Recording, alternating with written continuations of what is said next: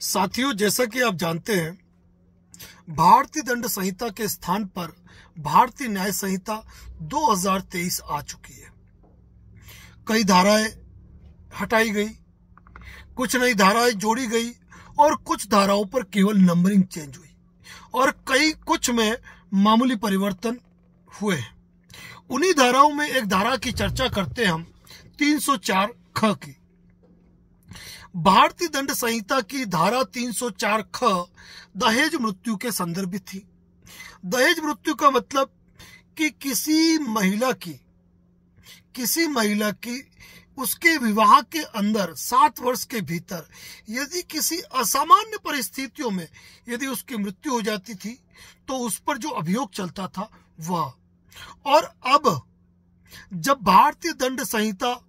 इतिहास का हिस्सा बन चुकी है और अब आ चुकी है भारतीय न्याय संहिता, तो वहां पर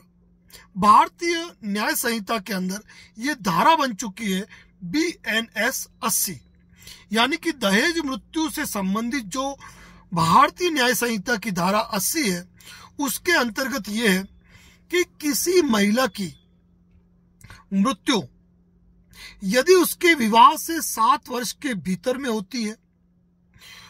और वह मृत्यु किसी दाह या फिर शारीरिक क्षति के कारण होती है और वहां पर यदि इस आशय की कोई शिकायत दर्ज होती है जहां पर यह बात सामने आती है कि उस मृत्यु से कुछ समय पूर्व या पहले उस महिला के पति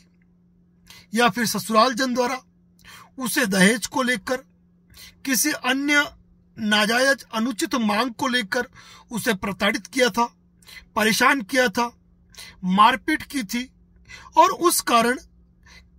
कुछ समय बाद या उस समय उस महिला की मृत्यु हो गई। दहेज प्रतिषेध अधिनियम के अंतर्गत धाराओं का समावेश करते हुए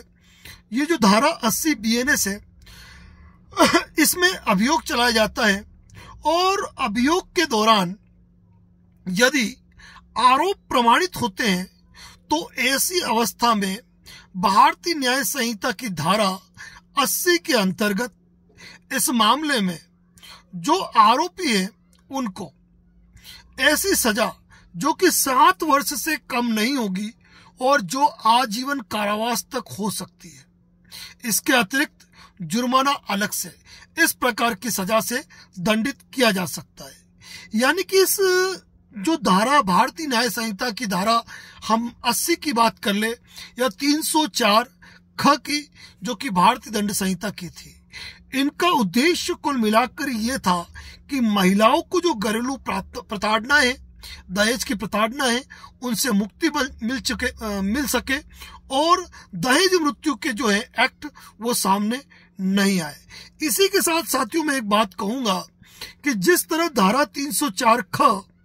BNS की धारा 80 बन चुकी है, इसी प्रकार दहेज प्रताड़ना की धारा 498A जो थी IPC की, वह BNS की धारा 85 बन चुकी है। और इसी तरह दंड प्रक्रिया संहिता की धारा 125, जिसमें एक पत्नी अपने पति से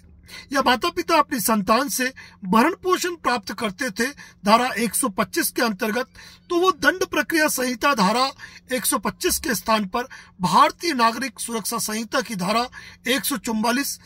उसके स्थान पर आ चुकी है। साथियों, कानून से जुड़े इसी प्रकार की लीगल अपडेट और सारी जानकारियां इस चैनल पर आपको मिलती रहेगी। तो इस चैनल पर यदि आप नए हैं तो चैनल को जरूर आप सब्सक्राइब करें। साथ ही जो धारा 80 दहेज मृत्यु की है वह क्या प्रोविजन करती है उस बारे में भी हम आपको क्लियर करेंगे। 304 के बारे में,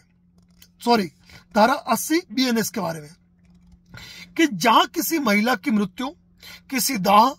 या शारीरिक क्षति द्वारा कारित की जाती है या उसके विवाह के 7 वर्ष के भीतर सामान्य परिस्थितियों से अन्यथा हो जाती है और यह दर्शित किया जाता है कि उसकी मृत्यु से कुछ पूर्व उसके पति या उसके पति के किसी नातेदार द्वारा दहेज की किसी मांग के लिए या उसके संबंध में उसके साथ क्रूरता की थी या उसे तंग किया था, वहां ऐसी मृत्यु को दहेज मृत्यु कहा जाएगा। और ऐसा पति या नातेदार उसकी मृत्यु कारित करने वाला समझा जाएगा। इसका स्पष्टीकरण यह है कि उस उपधारा के प्रयोजनों के लिए दहेज का मतलब वही है जो दहेज प्रतिषेध अधिनियम 1961 की धारा 2 के अंतर्गत वर्णित है। और जो व्यक्ति दहेज मृत्यु कारित करेगा उसे धारा 80 BNS के सबसेक्शन 2 में उसे कारावास की सजा से दंडित किया जाएगा, जो 7 वर्ष से कम का नहीं होगा और आजीवन कारावास से तक का हो सकता है और उस सजा से दंडित किया जा सकता है। साथियों, इसी प्रकार के लीगल अपडेट, नए कानूनों की जानकारी के लिए बने रहे हमारे चैनल पे। धन्यवाद। जय हिंद, जय भारत, जय मेवाड़।